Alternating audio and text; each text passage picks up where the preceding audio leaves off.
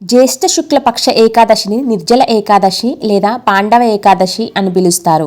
సంవత్సరంలో వచ్చే 24 ఏకాదశులలో ఇది అత్యంత విశిష్టతమైనది. పేరుకు తగ్గట్టుగానే ఈ రోజున కనీసం నీటిని కూడా సేవించకుండా ఉపవాసం ఉండడం దీని ప్రత్యేకత. ఈ ఏకాదశికి ఎందుకు అంత ప్రత్యేకత అంటే, హిందూ ధర్మశాస్త్రాల ప్రకారం మిగిలిన 23 ఏకాదశులలో భోజన నియమాలు పాటిస్తే సరిపోతుంది.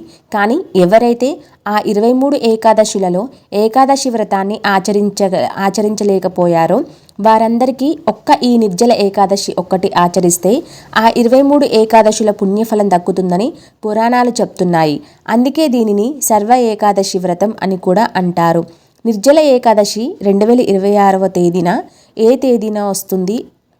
సమయం ఏంటి అంటే, నిర్జల ఏకాదశి 2026న తేదీ జూన్ 25వ తేదీన గురువారం రోజున వస్తుంది. ఏకాదశి తిథి ప్రారంభం వచ్చేసి 2026 జూన్ 24వ తేదీ సాయంత్రం 6:12 మొదలవుతుంది. తర్వాత ఏకాదశి తిథి ముగింపు వచ్చేసి 2026 జూన్ 25వ తేదీన రాత్రి 8:09 ముగిస్తుంది.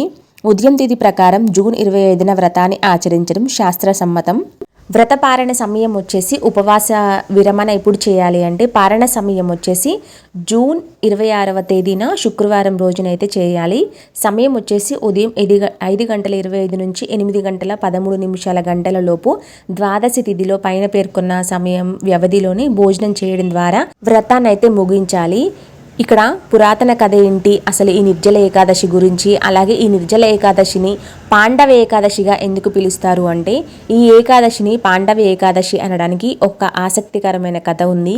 ఏంటంటే, పాండవులలో భీముడు అత్యంత బలశాలి మరియు అతనికి ఆకలి కూడా ఎక్కువే.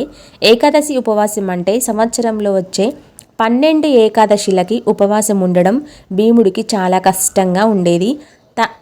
తనకు ఆకలిని జయించడం సాధ్యం కాదని వ్యాస మహర్షి దగ్గరకు వెళ్ళి భీముడు తన బాధనైతే చెప్పుకున్నాడు. అప్పుడు వ్యాసుడి భీముడికి, ఓ భీమ, నువ్వు ఏడాది పొడవునా వచ్చే ఏకాదశులలో ఉపవాసం ఉండలేకపోతే ఈ జ్యేష్ఠ శుక్ల ఏకాదశి నాడు మాత్రం కనీసం నీరు కూడా తాగకుండా నిష్టగా ఉపవాసం ఉండు. ఇది నీకు అన్ని ఏకాదశుల పుణ్యఫలాన్ని ప్రసాదిస్తుంది అనైతే ఉపదేశించారు. అప్పుడు భీముడు అలాగే అని ఆచరించాడు.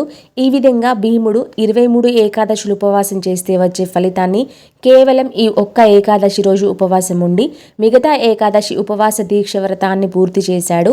అందుకే దీనిని భీమసేన ఏకాదశి లేదా పాండవ ఏకాదశి అనేది అంటారు.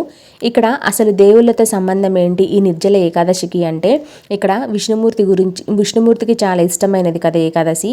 ఏకాదశి తిథి సాక్షాత్తు శ్రీ మహావిష్ణువుకు అత్యంత ప్రీతికరమైనది. ఈరోజు విష్ణువును ఆరాధించడం వల్ల సమస్త పాపాలు తొలగిపోతాయని కూడా నమ్మకం. అలాగే విష్ణుమూర్తి ఇక్కడ యోగ నిద్రలో ఉంటారు కదా, విష్ణువు ఈ ఏకాదశి తర్వాతే యోగ నిద్రలోకి వెళ్తారని చాతుర్మాస్య దీక్ష ప్రారంభానికి ముందుగా ప్రాచుర్యం అయితే ఉంది. అందుకే దీనిని భక్తులు చాలా పవిత్రంగా భావిస్తారు. అలాగే అసలు ఈ రోజున ఏం చేయాలి నియమాలంటే, నిర్జల ఉపవాసం అయితే ఉండాలి. సూర్యోదయం నుండి మరుసటి రోజు సూర్యోదయం ఉదయం వరకు కూడా ఒక్క నీటి చుక్క కూడా తాగకుండా ఉండడం అయితే ఉత్తమం అన్నమాట. అనారోగ్యంగా ఉన్నవారు లేదంటే వృద్ధులు వైద్యుల సలహా మేరకు పండ్లు పాలైతే తీసుకోవచ్చు. అలాగే ఈరోజు విష్ణు ఆరాధన ఎలా చేయాలంటే, ఈ రోజున ఓం నమో భగవతే వాసుదేవాయ అనే మంత్రాన్ని జపించడం, అలాగే విష్ణు సహస్రనామ పారాయణం చేయడం చాలా మంచిది. అలాగే దాన ధర్మాలు కూడా చేయాలి. నిర్జల ఏకాదశి నాడు మంచినీరు, పానీయం, అన్నదానం చేయడం అపారమైన పుణ్యఫలానైతే ఇస్తుంది. దాహంతో ఉన్నవారికి నీరు ఇవ్వడం వల్ల విష్ణువు ప్రసన్నుడవుతాడు. అలాగే ఈరోజు క్షమాపణ గుణం కూడా రావాలి ప్రతి ఒక్కరిలో. కోపం, అసూయ వంటి దుర్గుణాలకు దూరంగా ఉండి మనస్సును ప్రశాంతంగా ఉంచుకోవాలి.